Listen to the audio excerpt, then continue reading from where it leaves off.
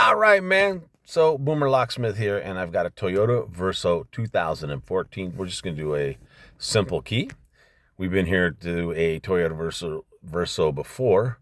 So, what I got here going, though, is it's kind of cold outside. I know you guys are probably laughing at me in those, real super cold places. It's it's a little windy, so it's kind of cold. So, I'm inside my car. Got my setup over here, front seat. So, I'm going to cut the key first. And then we'll go program it. So let me do here. Okay, let's do it. Okay, so the last key I did looked different. This one is a completely different key than before. It was the same type of chip. So step one is first read the chip. So we did that. And we now know what kind of chip it is, and we're going to hit clone when we clone it. But right now I want to make sure I find out what the right key is, because the Xhorse app is telling me about a key that is a different number than I have. And my teacher is, when I contact him generally, and I tell him about this number that comes up, he tells me a different number. So now I'm going to try to figure this out on my own. Let's see if we can do that. So I came up with the VA2. I looked it up online. This is what it told me. So let's go to work on it and let's cut the key. So the problem, I'm getting an error read here, and I'll show you what it is. I got a little screenshot of it there. But I'm wondering, because I have it on the seat and it's in an angle, I'm wondering if I change it, because it's not level, I'm having problems. So let's see what happens. I'm going to change the angle of this, see what happens, see if I can level it out. Okay, after several tries, I finally cut the key. I got it right there. There it is. I can't really see it. There we go. Okay, so let's go give it a try, because I don't know what's going on with the machine. It was like error after error. It just was crazy. So let's walk over now to the car. Let's take a look and see. Are we going to be able to open this car up? Okay. Wow, I thought this was going to be an easy one, man. Famous last words. Okay, man. You see it? Here we go. Put it in. Oh, we got success with that. Okay. Let's now see about the ignition. Okay. At least the good part was that the key went in. How about here? Uh-oh. We got a problem with ignition. Ignition ain't working. Hang on, I gotta do a little shift shop here. Okay. So I've had this before happen. Turn it over the other way and see what happens. Okay, maybe it has to do with this. I don't know. Could be the steering wheel lock. Hold on. Let me get the original key and see what happens if there's a difference with the original key. Okay, because it opened the door fine. Might be some sort of security system. Let me just go here and see if it has something different. All right, what was the key that I used? Okay, let's just use this key here. This one's actually got the other one's got the code on it. So let's take them both. She gave me both keys. So, all right, let's go over here and see, is it the key? Is it what is it? Okay, so here's her key. I got 3 keys here. Okay, here's the key that she likes. Hold on. Oh, that turns on beautifully. So we know that has nothing to do with the steering wheel lock. All right.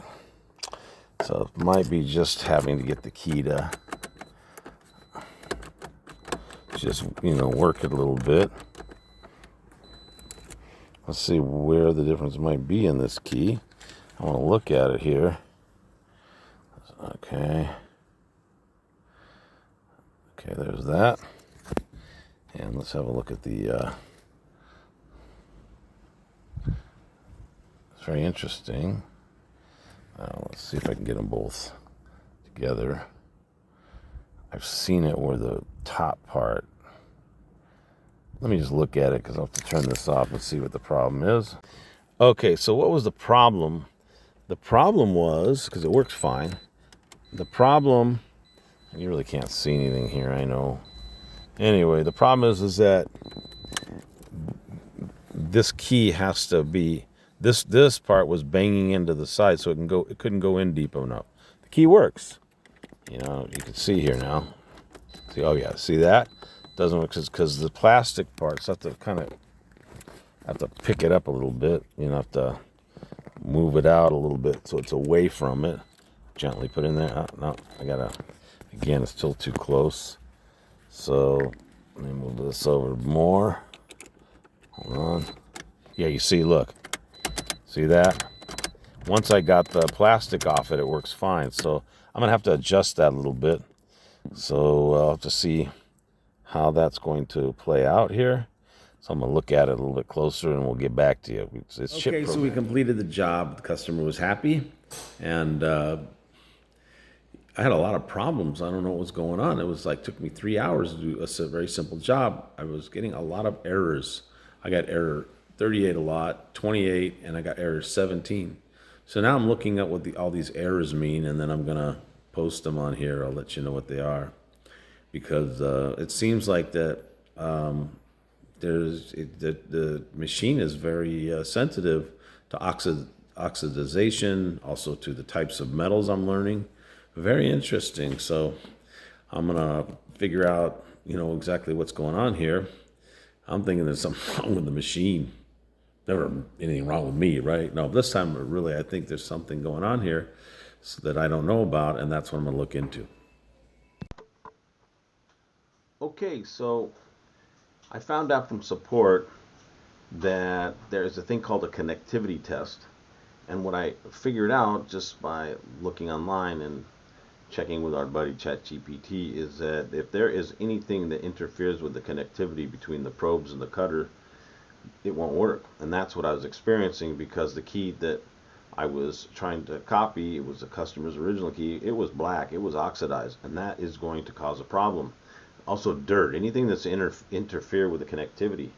So what I want to do is we're going to run a quick connectivity test right now, and I'll show you the difference here of, you know, how it works, or how the connectivity test works. Let me grab a key, and we'll also too, it told me about any kind of a metal that doesn't, you know, isn't conducive, isn't going to work, like even plastic, right? So depending on if you get a bad quality key blade, it won't communicate at all because it won't be conducive. So let's learn how to first of all do the connectivity test on your Xhorse. So you take a look here, the device information, scroll to electrical connectivity measurement, hit that, hit start.